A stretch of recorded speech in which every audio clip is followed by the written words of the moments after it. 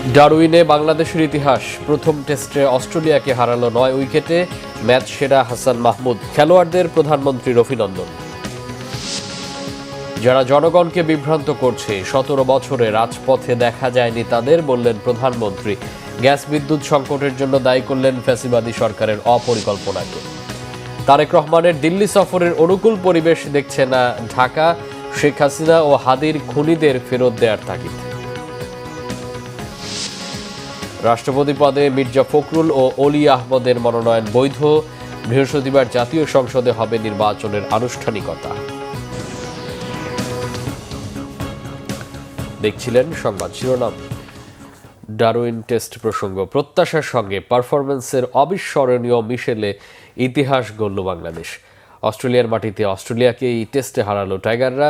ডারউইনে সিরিজের প্রথম টেস্টে অজিদের বিপক্ষে নাজমুল হোসেন শান্তর দলের জয় 9 উইকেটে। অস্ট্রেলিয়ার দেওয়া 57 রানের টার্গেটে 1 উইকেট হারিয়েই টপকে যায় বাংলাদেশ। 9 উইকেট নিয়ে ম্যাচ সেরা পেসার হাসান মাহমুদ। মনির হোসেন খানের ডেস্ক রিপোর্ট।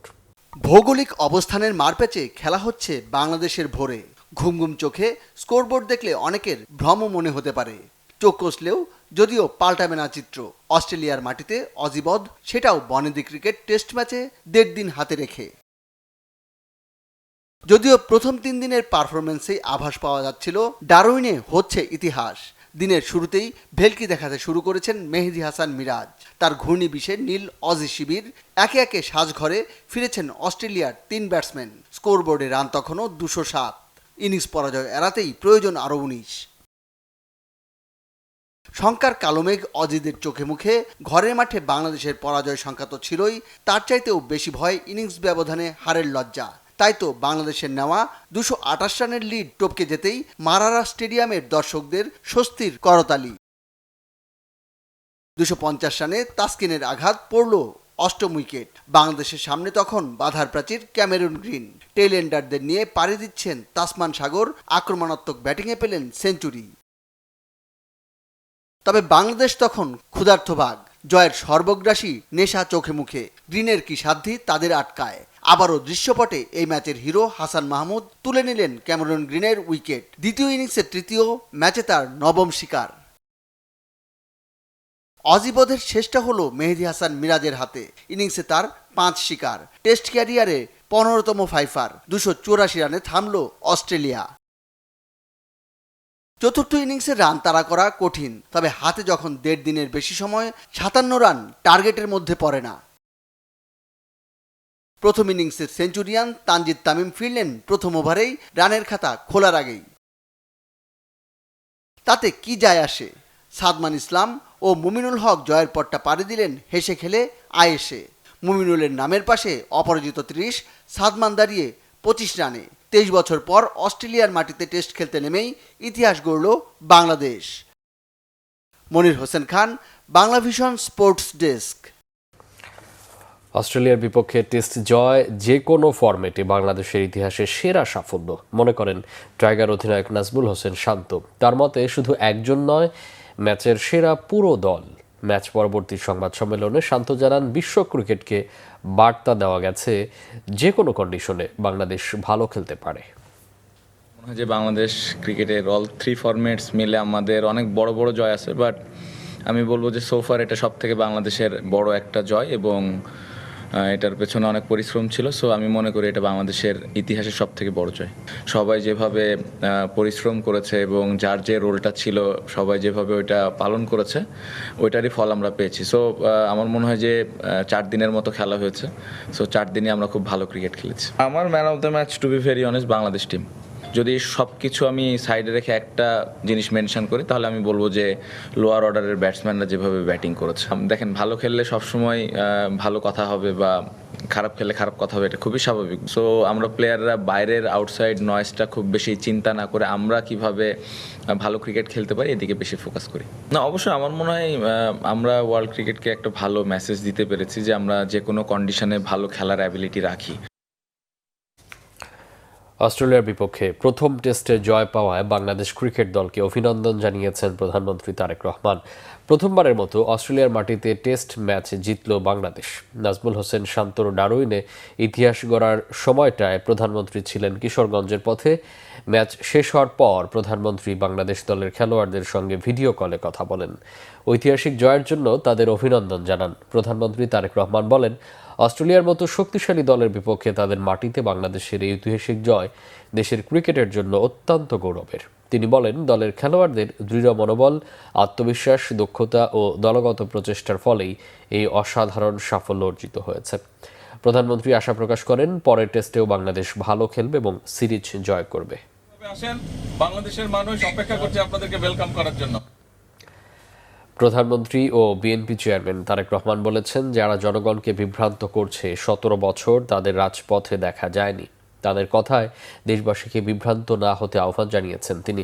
কিশোরগঞ্জে ফ্যামিলি কার্ড বিতরণ অনুষ্ঠানে প্রধানমন্ত্রী এসব কথা বলেন। দেশকে এগিয়ে নিতে শান্তি শৃঙ্খলা বজায় রাখার উপর জোর দিয়ে প্রধানমন্ত্রী বলেন, জনগণের পক্ষের রাজনীতির ধারা অব্যাহত রাখতে চায় তার সরকার। কিশোরগঞ্জ থেকে জাহাঙ্গীর আকন্দের প্রতিবেদন, ছবি তুলেছেন জাহাঙ্গীর আলম। সাথে ছিলেন কিশোরগঞ্জ প্রতিনিধি AK নাসিম খান।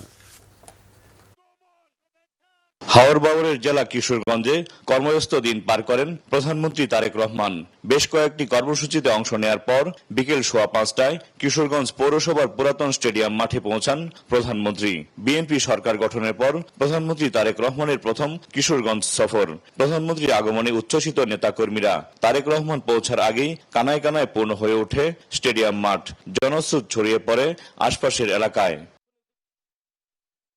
অনুষ্ঠানে ফ্যামিলি কার্ড, শারীরিক প্রতিবন্ধীদের নিয়োগপত্র প্রদান এবং মসজিদের ইমাম, মুয়াজ্জিন, খাদেম ও অন্যান্য ধর্মীয় উপাসনালয়ে কর্মরত ব্যক্তিদের সম্মানী প্রদান করেন প্রধানমন্ত্রী। এ সময় প্রধানমন্ত্রী বলেন, বিএনপি দেশকে কল্যাণমুখী রাষ্ট্র বানাতে চায়, যে রাষ্ট্রে প্রতিটি মানুষ তার মর্যাদা পাবে। মানুষকে আত্মনির্ভরশীল করে গড়ে তুলতে না পারলে দেশকে আত্মনির্ভরশীল করে গড়ে তোলা যাবে না বলে উল্লেখ করেন প্রধানমন্ত্রী। আজকে আপনাদের সামনে কয়েকজন আমার হাত থেকে ফ্যামিলি কার্ড নিয়ে গেলেন। আমি তাদেরকে জিজ্ঞেস করলাম, এই ফ্যামিলি কার্ডের অর্থ দিয়ে আপনি কি করবেন? সেই সকল মা বোনেরা আমাকে উত্তর দিয়েছে। কেউ বলেছে যে সন্তানদের লেখাপড়া যাতে সঠিকভাবে হয় এই টাকা তার জন্য খরচ করব। কেউ বলেছে যে বয়স হয়ে গেছে, আমি ওষুধ কিনতে পারি না, এটা দিয়ে আমি ওষুধ কিনবো। কেউ বলেছে সংসারের আয় রুজি বাড়ানোর জন্য ছোট করে একটি পুঁজি বিনিয়োগ করব এখান থেকে। অর্থাৎ সংসারকে সুন্দরভাবে শক্তিশালী ভিত্তির উপরে গড়ে তুলবে। সন্তানদের লেখাপড়া, নিজেরকে সুস্থ রাখা, একই সাথে তাকে পুরো পরিবারকে অর্থনৈতিকভাবে ধীরে ধীরে একটি শক্তিশালী ভিত্তির উপরে প্রতিষ্ঠিত করা। অর্থাৎ এই নারীদেরকে আমরা সামনে আত্মনির্ভরশীল গড়ে তোলার জন্য শিক্ষা এবং অর্থের ব্যবস্থা করেছি। প্রধানমন্ত্রী বলেন, বাজেটে 60টি নিত্য প্রয়োজনীয় জিনিসের উপর শুল্ক কমিয়ে দিয়েছে সরকার, যার কারণে বাজেটের পর জিনিসপত্রের দাম বাড়েনি। তিনি বলেন, মানুষ পরিবর্তন চায়, শান্তি চায়। এখন দেশ গঠনের সময় মানুষকে সতর্ক থাকতে হবে, যাতে কেউ শান্তি শৃঙ্খলা বিঘ্ন করতে না পারে। দেশে অনেক বিভ্রান্তকারী আছে, অনেক রটনাকারী আছে। এদের ব্যাপারে আমাদেরকে সতর্ক থাকতে হবে, দেখতে হবে এরা অতীতে কি করেছে। সেই অতীত বিবেচনা করে তাদেরকে আমাদেরকে চোখে চোখে রাখতে হবে। আন্দোলনে বিএনপি সহ বিএনপির সাথে যেই রাজনৈতিক দলগুলি মাঠে ছিল তাদেরই নেতাকর্মীরা অত্যাচার, নির্যাতনের শিকার হয়েছে, গুম খুনের শিকার হয়েছে।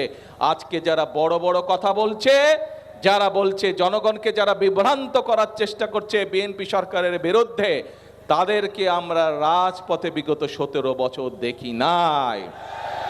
আজকে এরা সংস্কার কথা বলছে। বিএনপি 2022 সালে সংস্কারের কথা বলেছে। কোথায় ছিলেন তখন আপনারা সংস্কার নিয়ে?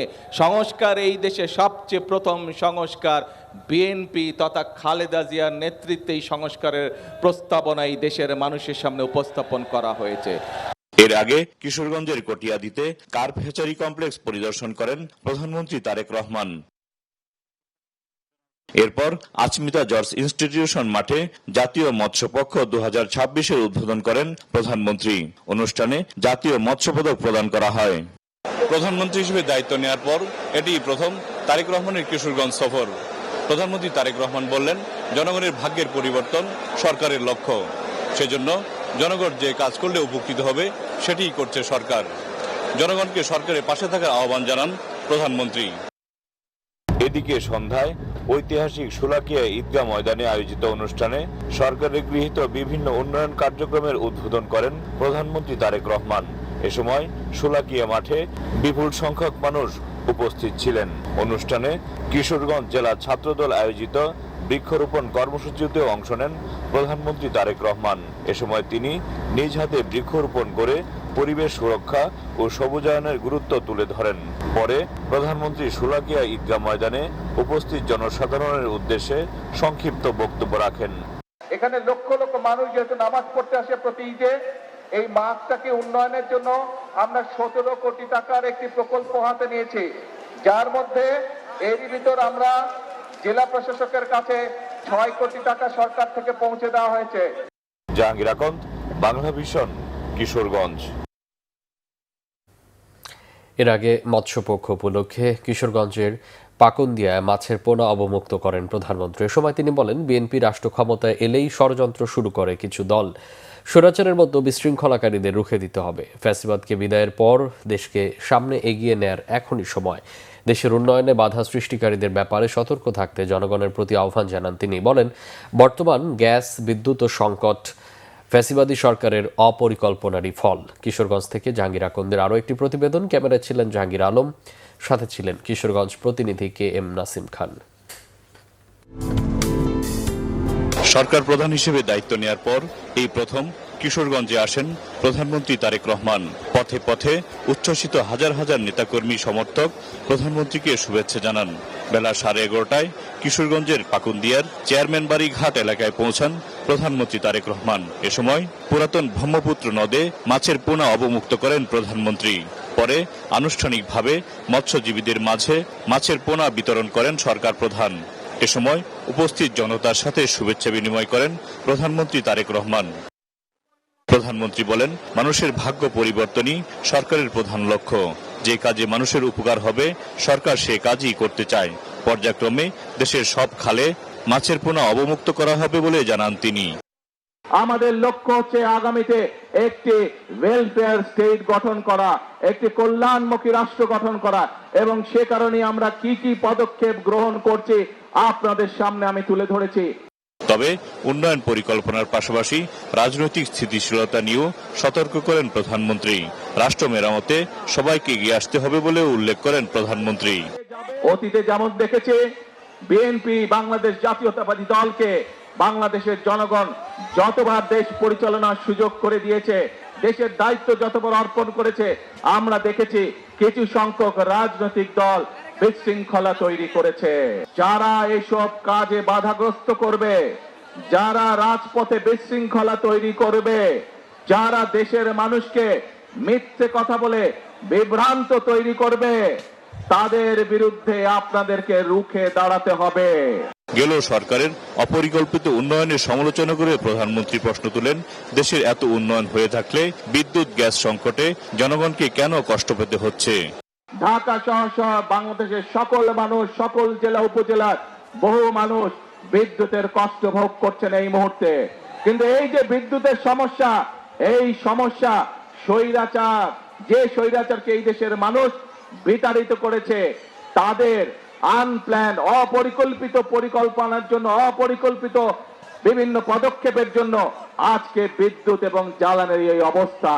আপনারা যেহেতু বিএনপিকে নির্বাচিত করেছেন, বিএনপি দেশের মানুষের দল, বিএনপি এদেশের স্বার্থেই কাজ করবে, বিএনপি এদেশের মানুষের স্বার্থে কাজ করবে। দেশ ও জনগণের স্বার্থ বিরোধী কোনো কাজ সরকার করবে না বলেও জানান প্রধানমন্ত্রী।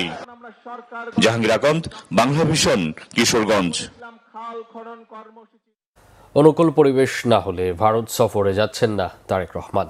পররাষ্ট্র মন্ত্রণালয়ের মুখপাত্রের ব্রিফিংয়ে এমনই ইঙ্গিত মিলেছে। তিনি বলেছেন, প্রধানমন্ত্রী ভারত সফরের জন্য একটি ইতিবাচক বা অনুকূল পরিবেশ তৈরি করা প্রয়োজন।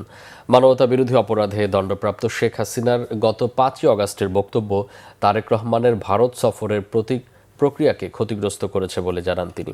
রিপোর্ট করছেন ইমরুল কায়েস। প্রধানমন্ত্রী তারেক রহমান ভারত সফরে যাচ্ছেন কিনা তা নিয়ে চলছে নানা আলোচনা। বেরোচ্ছে বিভিন্ন খবর। 10 আগস্ট প্রধানমন্ত্রী তারেক রহমানের সঙ্গে দেখা করে দিল্লি উড়াল দেন ভারতীয় হাইকমিশনার দীনেশ ত্রিবেদী। বৈঠক করেন প্রধানমন্ত্রী নরেন্দ্র মোদীর সঙ্গে। এরপর কোনো গণমাধ্যম খবর দেয় চলতি মাসেই দিল্লি যাচ্ছেন প্রধানমন্ত্রী তারেক রহমান। তবে রবিবার পররাষ্ট্র মন্ত্রণালয়ের মুখপাত্র একেএম শহীদুল করিমের ব্রিফিংয়ে পাওয়া গেল সম্পূর্ণ ভিন্ন সুর।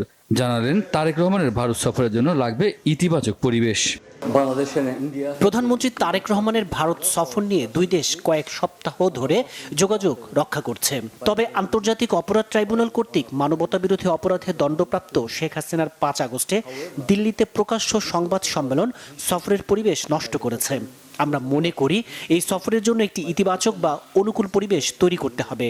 এ লক্ষ্যে আমরা প্রত্যর্পণ চুক্তি অনুযায়ী শেখ হাসিনা, অন্যান্য অপরাধী এবং ওসমান হাদির হত্যাকারীদের হস্তান্তরে ভারতকে আগেই অনুরোধ জানিয়েছি। আমরা এখন ভারতের জবাবের অপেক্ষায় আছি। বর্তমান সরকার সবসময় বাংলাদেশ ফার্স্ট নীতি মেনে চলবে বলে জানান এই মুখপাত্র। সার্বভৌম সমতা, জাতীয় মর্যাদা, একে অপরের অভ্যন্তরীণ বিষয়ে অনাগ্রাসন এবং পারস্পরিক স্বার্থের ভিত্তিতে প্রতিবেশী সহ অন্যান্য সকল দেশের সাথে বন্ধুত্বপূর্ণ দ্বিপক্ষীয় সম্পর্ক উন্নয়নে আমরা আমাদের বাংলাদেশ ফার্স্ট নীতি অব্যাহত রাখব। দ্বিপক্ষীয় সফর এবং ব্রিক্সের আউটরিচ সম্মেলনে অংশ নেওয়ার জন্য প্রধানমন্ত্রী তারেক রহমানকে আমন্ত্রণ জানিয়েছে ভারত। ইমরুল কায়েস, বাংলা ভিশন, ঢাকা। দেশের 23তম রাষ্ট্রপতি নির্বাচনে বিএনপি প্রার্থী মির্জা ফখরুল ইসলাম আলমগীর ও 11 দলীয় ঐক্যের প্রার্থী অলি আহমেদের মনোনয়নপত্র বৈধ ঘোষণা করেছে নির্বাচন কমিশন। রাষ্ট্রপতি নির্বাচন হবে আগামী 20 আগস্ট বৃহস্পতিবার। রবিবার সকালে আগারগাঁও নির্বাচন ভবনে নির্বাচনী কর্তা হিসেবে মনোনয়নপত্র বাছাই করেন প্রধান নির্বাচন কমিশনার এএম নাসির উদ্দিন। মোট 3টি মনোনয়নপত্র জমা পড়ে। শুরুতে জামাত সমর্থিত 11 দলীয় জোটের প্রার্থী অলি আহমেদের মনোনয়নপত্র যাচাই বাছাই করে বৈধ ঘোষণা করা হয়। পরে বিএনপির প্রার্থী মির্জা ফখরুল ইসলাম আলমগীরের মনোনয়নপত্রটিও বৈধ ঘোষণা করে সিইসি। মনোনয়নপত্র বাছাই এবং যাচাইয়ের সময় বিএনপি ও 11 দলীয় জোটের প্রতিনিধিরা উপস্থিত ছিলেন। তবে সংসদে 2/3 সংখ্যাগরিষ্ঠতা থাকায় বিএনপি জোট মনোনীত মির্জা ফখরুল ইসলাম আলমগীরই হতে যাচ্ছেন দেশের পরবর্তী রাষ্ট্রপতি। বিএনপি সরকার দেশের সার্বিক পরিস্থিতি সামাল দিতে এবং নির্বাচনী প্রতিশ্রুতি বাস্তবায়নে 180 দিনের অগ্রাধিকার পরিকল্পনা বাস্তবায়ন করেছে। এই সময়ে প্রান্তিক ও কম আয়ের পরিবারের জন্য ফ্যামিলি কার্ড, কৃষক কার্ড, কৃষি ঋণ মওকুফ এবং বিভিন্ন পর্যায়ে ভাতা প্রবর্তন ও বাস্তবায়ন করা হয়েছে। দেশব্যাপী নদী ও খাল খনন, পুনঃখননও অব্যাহত রয়েছে। খাতভিত্তিক সহায়তা বাড়িয়ে মানুষের মাঝে ফিরিয়ে দেওয়া হয়েছে স্বস্তি। রিপোর্ট করছেন সিকান্দার রেমান। চলতি 2026 সালের 12 ফেব্রুয়ারি ত্রয়োদশ জাতীয় সংসদ নির্বাচন অনুষ্ঠিত হয়। নির্বাচনে বাংলাদেশ জাতীয়তাবাদী দল বিএনপি নিরঙ্কুশ সংখ্যাগরিষ্ঠতা পায়। 17 ফেব্রুয়ারি বিএনপি চেয়ারম্যান তারেক রহমান প্রধানমন্ত্রী হিসেবে শপথ নেন এবং তার নেতৃত্বেই সরকার গঠিত হয়। ভোটের কালি মোচনের অনেক আগেই প্রতিটি অগ্রাধিকার ভিত্তিক নির্বাচনী প্রতিশ্রুতি বাস্তবায়নে দ্রুত, দৃশ্যমান ও কার্যকর পদক্ষেপ নেন প্রধানমন্ত্রী তারেক রহমান। তিনি প্রতিটি মন্ত্রণালয়ে বিষয়ভিত্তিক ও খাত নির্ভর 180 দিনের কর্মপরিকল্পনা প্রণয়নের নির্দেশ দেন। দায়িত্ব নেয়ার প্রথম মাসেই সরকার ফ্যামিলি কার্ড চালুর মাধ্যমে নারীকেন্দ্রিক সামাজিক নিরাপত্তা কার্যক্রমকে আরও শক্তিশালী করেছে। নির্বাচনী অঙ্গীকার অনুযায়ী ইমাম, মুয়াজ্জিন, খতিব এবং অন্যান্য ধর্মীয় প্রধানদের জন্য সম্মানী প্রদানের কার্যক্রম চলমান রেখেছে। ক্ষুদ্র কৃষকদের জন্য 10,000 টাকা পর্যন্ত কৃষি ঋণ সুদসহ মওকুফ করা হয়েছে, যা সরকারের প্রথম ক্যাবিনেট বৈঠকেই সিদ্ধান্ত নেওয়া হয়। কৃষক কার্ড চালুর মাধ্যমে কৃষি ব্যবস্থাপনাকে ডিজিটাল কাঠামোর আওতায় আনা হয়েছে। প্রায় 22,000 কৃষককে আমরা প্রথম পর্যায়ে এই কৃষক কার্ডের সুবিধা আমরা তাদের কাছে পৌঁছে দিতে চাচ্ছি। দেশজুড়ে খাল খনন কর্মসূচি বাস্তবায়নের মাধ্যমে কৃষি, সেচ ও পানি ব্যবস্থাপনায় দীর্ঘমেয়াদী ইতিবাচক পরিবর্তনের সম্ভাবনা তৈরি হয়েছে। একটা টিমওয়ার্ক রয়েছে, সেই টিমওয়ার্কের ভিত্তিতে আমরা কাজ করছি এবং আমরা ফলো আপ রাখছি যেন কোনোভাবেই দখল এবং দূষণ এর মাধ্যমে আমাদের এই নাগরিক জীবন ক্ষতিগ্রস্ত না হয়। সরকারের বিশেষ উদ্যোগে এবার সাধারণ হজ যাত্রীদের বিমান ভাড়া ব্যাপকভাবে কমানো সম্ভব হয়েছে, যা সাধারণ মানুষের জন্য বড় ধরনের স্বস্তি বয়ে এনেছে।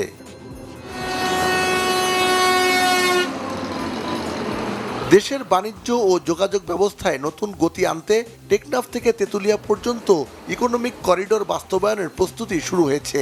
আগামী 16 ডিসেম্বরের মধ্যে উদ্বোধনের লক্ষ্য নিয়ে দ্রুত গতিতে এগিয়ে চলছে হযরত শাহজালাল আন্তর্জাতিক বিমানবন্দরের 3rd টার্মিনালের কাজ। বিদেশে উচ্চ শিক্ষার জন্য ব্যাংক গ্যারান্টি সুবিধা সম্প্রসারণ করা হয়েছে এবং বিমানবন্দর ও ট্রেনে হাই স্পিড ফ্রি ওয়াইফাই চালুর মাধ্যমে প্রযুক্তি নির্ভর সেবা সম্প্রসারণ করা হয়েছে। টোটাল ম্যানিফেস্টো প্রমিসেসগুলো অল্প কিছু সময়ের ভেতরে, মানে 2 থেকে 3 বছর, বস্তু 4 থেকে 5 বছর এর ভেতরে হয়তো আমরা মিট করতে সক্ষম হব। তরুণদের ক্রীড়া প্রতিভা বিকাশে নতুন কুড়ি স্পোর্টসের কার্যক্রম চলমান রয়েছে। স্বাস্থ্য খাতে সরকার দ্রুত ও মানবিক উদ্যোগ নিয়েছে। স্বাস্থ্য খাতে পর্যায়ক্রমে জিডিপির 5% বরাদ্দ নিশ্চিতের উদ্যোগ নেওয়া হয়েছে। দীর্ঘদিন বন্ধ থাকা আন্তর্জাতিক শ্রমবাজারগুলো পুনরায় চালু করতে সরকার আন্তরিক প্রচেষ্টা অব্যাহত রেখেছে। বন্ধ কলকারখানা পুনরায় চালু এবং অর্থনীতিতে নতুন গতি সঞ্চারের জন্য 60,000 কোটি টাকার বিশেষ তহবিল ঘোষণা করা হয়েছে।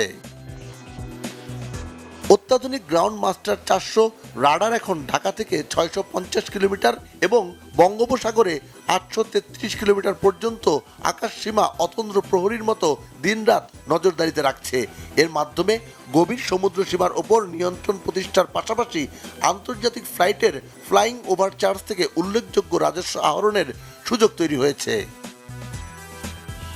বাংলাদেশের ইতিহাসে প্রথমবারের মতো ট্রাফিক ব্যবস্থাপনায় কৃত্রিম বুদ্ধিমত্তা এআই প্রযুক্তির ব্যবহার করা হচ্ছে।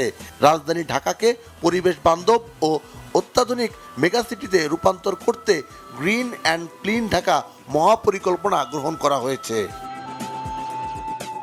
দেশ জুড়ে 5 বছরে 25 কোটি বৃক্ষরোপণ, ফুটপাত থেকে অবৈধ স্থাপনা উচ্ছেদ করে পথচারীদের চলাচল সহজ করা এবং একই সঙ্গে হকারদের পুনর্বাসনের ব্যবস্থা করা হয়েছে।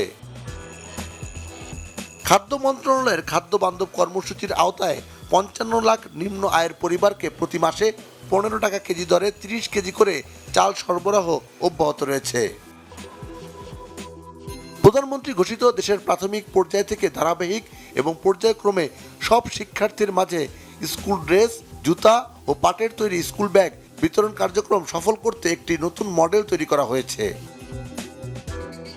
খেলাধুলাকে পেশা হিসেবে প্রতিষ্ঠিত করতে ও জাতীয় দলের খেলোয়াড়দের সম্মান দিয়ে সরকার ক্রীড়া কার্ড কার্যক্রম শুরু করেছে। আগামী 5 বছর জনগণের কল্যাণ অব্যাহত রাখতে প্রান্তিক পর্যায়ে গিয়ে সাধারণ মানুষের কষ্ট লাঘবে উন্নয়ন কর্মসূচি বাস্তবায়ন ও তদারকি করছেন প্রধানমন্ত্রী তারেক রহমান। এই সরকারের দায়িত্ব হচ্ছে এই দেশের মানুষকে দেখে রাখা। সিকান্দার রেমান, বাংলা ভিশন, ঢাকা। 17 বছরের ফ্যাসিবাদী শাসনামলে ভঙ্গুর রাষ্ট্র পুনর্গঠন, বিএনপির 31 দফা, নির্বাচনী প্রতিশ্রুতি আর জুলাইয়ের আকাঙ্ক্ষা বাস্তবায়নের মতো জনপ্রত্যাশা পূরণের পাশাপাশি উদ্ভূত নানা চ্যালেঞ্জ মোকাবেলায় 6 মাসে কতটা অর্জন সরকারের? বাংলা ভিশনকে দেয়া প্রধানমন্ত্রীর উপদেষ্টা ও প্রধানমন্ত্রী কার্যালয়ের মুখপাত্র মাহাদি আমিনের বিশেষ সাক্ষাৎকারে বিস্তারিত জানাচ্ছেন নাবিল জাহাঙ্গীর। বিএনপি সরকারের প্রথম 6 মাস জনপ্রত্যাশা আর প্রতিশ্রুতি বাস্তবায়নের ম্যারাথন কর্মযজ্ঞ। 180 দিনের অগ্রাধিকার ও প্রাপ্তির হিসাব দিয়ে শুরুতেই সরকারের অবস্থান স্পষ্ট করেন প্রধানমন্ত্রীর উপদেষ্টা ও পিএমওর মুখপাত্র মাহাদি আমিন। একদম ফার্স্ট ক্যাবিনেট মিটিংয়ের শুরুতেই কিন্তু কৃষকদের জন্য আমাদের সুদসহ ঋণ 10,000 টাকা পর্যন্ত মওকুফ করার যে প্রতিশ্রুতি আমরা নির্বাচনী ইশতেহারে দিয়েছিলাম সেটি একসাথে পাশ করে কার্যকর করা হয়েছে। নারীর ক্ষমতায়নের জন্য এবং স্বনির্ভরতার জন্য ফ্যামিলি কার্ড, কৃষক ভাইদের জন্য কৃষক কার্ড, ইমাম, মুয়াজ্জিন, খতিব এবং বিভিন্ন ধর্মের গুরুদের জন্য মাসিক সম্মাননা প্রদান, এই প্রত্যেকটা কিন্তু ইতিমধ্যে কার্যকর হয়েছে। ঠিক একই সাথে কার্যকর হয়েছে বৃক্ষরোপণ এবং খাল খনন কর্মসূচি, শিক্ষার সংস্কার, শিক্ষার কারিকুলামে কাজ করা, কর্মসংস্থানের জন্য টেকনিক্যাল এডুকেশনে প্রায়োরিটাইজ করা, থার্ড ল্যাঙ্গুয়েজ নিয়ে বিভিন্ন দূতাবাসের সাথে কার্যক্রম শুরু করা, প্রবাসী ভাই বোনদের জন্য প্রবাসী কার্ড এবং যেসব মার্কেট দীর্ঘদিন ধরে বাংলাদেশের জন্য বন্ধ ছিল সেগুলো খোলার কার্যক্রম শুরু হয়ে গিয়েছে। ইতিমধ্যে আমরা দেখেছি কিভাবে আইন শৃঙ্খলা পরিস্থিতিও যথেষ্ট নিয়ন্ত্রণে রাখা হয়েছে, যে চ্যালেঞ্জগুলো বৈশ্বিক পরিবর্তনের কারণে হয়েছিল তার প্রত্যেকটা কিভাবে মোকাবেলা করা হয়েছে, দ্রব্যমূল্য স্থিতিশীল রাখা হয়েছে, শ্রমিকদের নিরাপত্তা এবং মজুরি নিশ্চিত করা হয়েছে। সেই সাথে তেল গ্যাস বিদ্যুৎ সংকটের মতো সরকারের নানা চ্যালেঞ্জ নিয়েও কথা বলেন তিনি। আমরা চ্যালেঞ্জ দেখেছিলাম যখন বিভিন্ন জায়গায় যুদ্ধের কারণে তেলের দাম বেড়ে গিয়েছিল, বাংলাদেশে কিন্তু তেলের দাম নিয়ন্ত্রণে ছিল। আজকের যেই সংকট গ্যাসের, এটা তো এই সরকারের সৃষ্ট না, এটা ইনহেরিট করা হয়েছে 16 বছরের ফ্যাসিবাদের যে ধ্বংসযজ্ঞ ছিল জ্বালানি সেক্টরে, বিদ্যুৎ গ্যাসের ক্ষেত্রে, তারই ধারাবাহিকতায় একটা বাস্তবসম্মত সময়ের ভিতরে এটার একটা দীর্ঘস্থায়ী সমাধান আমরা নিশ্চিত করতে পারবো, যেখানে জ্বালানির নিরাপত্তা বাংলাদেশে আরও বেশি জোরদার হবে এবং জনগণের ভোটে নির্বাচিত এই বিএনপি সরকারের সময় মাননীয় প্রধানমন্ত্রীর নেতৃত্বেই আমরা সেই অভীষ্ট লক্ষ্যে পৌঁছাতে পারব। ধুঁকতে থাকা অর্থনীতির পুনরুদ্ধার, কর্মসংস্থান সৃষ্টি ও দ্রব্যমূল্য নিয়ন্ত্রণে সরকারের নানা পদক্ষেপের কথাও উঠে আসে আলোচনায়। চীন এবং মালয়েশিয়া যখন মাননীয় প্রধানমন্ত্রী গিয়েছেন, সেখানকার বিনিয়োগকারীদের সাথে কথা হয়েছে। একই সাথে ওনারা বাংলাদেশে অনেকটুকু বিনিয়োগ করবেন বলে প্রতিশ্রুতি দিয়েছেন। কিছুদিন আগে যুক্তরাষ্ট্র থেকে ওদের শীর্ষ 25টা কোম্পানির শীর্ষ কর্মকর্তারা এসেছিলেন। সো ওভারঅল এই যে ডিসকানেক্টেড ডটগুলো রয়েছে, যেখানে আমাদের অনেক তরুণ তরুণীর আকাঙ্ক্ষা রয়েছে, তাদের যোগ্যতা রয়েছে, তাদের মেধা রয়েছে, রাষ্ট্রীয় পর্যায়ে আমরা চেষ্টা করছি যতটা সম্ভব তাদেরকে ইন্টিগ্রেট করবার জন্য, এবং তাদের যদি ভালো আইডিয়া থাকে, ভালো স্টার্টআপ কোম্পানি থাকে, will be more then happy to patronise them. PMO মুখপাত্র জানান, জুলাই সনদ বাস্তবায়ন এবং আহত যোদ্ধা ও শহীদ পরিবারের পুনর্বাসনের কাজ করছে সরকার। জুলাই সনদে যে সংস্কারের কথা বলা হচ্ছে, বাংলাদেশের সংস্কারের ধারক এবং বাহক রাজনৈতিক দল হিসেবে বিএনপির ঐতিহাসিক ভিশন 2030, 27 দফা এবং 31 দফাতে তো সেটি অনুরণিত হয়েছে। সুতরাং জুলাই সনদ যেভাবে স্বাক্ষরিত হয়েছে, নোট অফ ডিসেন্ট সহ হুবহু সেভাবে ইনশাআল্লাহ বিএনপি সরকার, যেহেতু জনগণের ভোটে নির্বাচিত হয়েছে, অবশ্যই বাস্তবায়ন করবে। যারা শহীদ রয়েছেন, শহীদ প্রতিটি পরিবারের পাশে মাননীয় প্রধানমন্ত্রীর নির্দেশনায় সরকার রয়েছে। ইতিমধ্যে মুক্তিযুদ্ধ মন্ত্রণালয়ের অধীনে আপনারা জানেন জুলাই গণ অভ্যুত্থানে পৃথক অধিদপ্তর করা হয়েছে, এবং তারা জুলাইয়ের শহীদ পরিবার যারা রয়েছেন ওনাদের পাশে, জুলাই গণ অভ্যুত্থানের আগে যে গণতান্ত্রিক পথযাত্রা 15 বছরে, সেখানে যারা শহীদ হয়েছেন, গুম হয়েছেন, সেই পরিবারগুলো পাশে রয়েছেন। আমাদের অনেকেই আহত রয়েছেন যারা দেশে এবং বিদেশেও বেশ কিছু জায়গায় চিকিৎসাধীন রয়েছেন, তাদের পাশেও সরকার সর্বোচ্চ অভিভাবকত্ব এবং মমত্ববোধ নিয়ে রয়েছে। সরকারের প্রথম 6 মাসে নির্ধারিত লক্ষ্যের প্রায় সবটাই পূরণ হয়েছে জানিয়ে আগামী 6 মাসে জন আকাঙ্ক্ষা পূরণে আরও গতির সঞ্চার হবে বলেও প্রত্যাশা সরকারের। নাবিল জাহাঙ্গীর, বাংলা ভিশন, ঢাকা। প্রেসিডেন্সি ইউনিভার্সিটিতে আনুষ্ঠানিকভাবে উদ্বোধন করা হয়েছে অ্যাডমিশন ফেস্ট ফল 2026। মাসব্যাপী এই উৎসবটি বিশ্ববিদ্যালয় প্রাঙ্গণে এক প্রাণবন্ত ও উৎসবমুখর পরিবেশ তৈরি করেছে। অ্যাডমিশন ফেস্টের উদ্বোধন করেন প্রধান অতিথি প্রতিষ্ঠানটির উপাচার্য প্রফেসর ডক্টর মোহাম্মদ আব্দুল মান্নান চৌধুরী। উপস্থিত ছিলেন বিশ্ববিদ্যালয়ের বোর্ড অব ট্রাস্টিজের principal adviser professor doctor Mohammad Anwarul Kabir, registrar Mohammad Sakir Hossain, school of engineering এর dean professor doctor Shahidul Islam Khan সহ বিভিন্ন বিভাগের প্রধান, শিক্ষক, শিক্ষিকা, কর্মকর্তা, কর্মচারী এবং শিক্ষার্থী। অনুষ্ঠানটি পরিচালনা করেন অ্যাডমিশন ফেস্টের মেম্বার সেক্রেটারি ও প্রেসিডেন্সি ইউনিভার্সিটির অ্যাডমিশন অ্যান্ড পাবলিক রিলেশন ডিপার্টমেন্টের ডেপুটি ডিরেক্টর ও হেড অব জাহিদ হাসান। মাসব্যাপী এই আয়োজন উপলক্ষে শিক্ষার্থীদের জন্য ভর্তি ফিতে 75% ছাড় এবং টিউশন ফিতে 10% স্পেশাল স্কলারশিপ সহ মেধার ভিত্তিতে 100% পর্যন্ত স্কলারশিপের সুযোগ দেওয়া হয়েছে। এছাড়াও উপহার হিসেবে থাকছে প্রেসিডেন্সি ইউনিভার্সিটির ফ্ল্যাগশিপ ব্যাগ, আকর্ষণীয় টি শার্ট ও গ্র্যান্ড গিফট বক্স। পুরো মাস জুড়ে অ্যাডমিশন ফেস্টে শিক্ষার্থীদের জন্য থাকছে তথ্যভিত্তিক দিক নির্দেশনা, একাডেমিক ও ক্যারিয়ার কাউন্সেলিং। এই ছিল এখনকার মতো। পরের সংবাদ সকাল 7:30টায় দেখার আমন্ত্রণ রইল। এছাড়া বাংলা ভিশন সংবাদ ও সংবাদ সংশ্লিষ্ট অনুষ্ঠান দেখতে ভিজিট করুন www.bpnews24.com ও facebook.com/banglavisionnews এবং সাবস্ক্রাইব করুন youtube.com/banglavisionnews। এতক্ষণ সাথে থাকায় অসংখ্য ধন্যবাদ। শুভরাত্রি।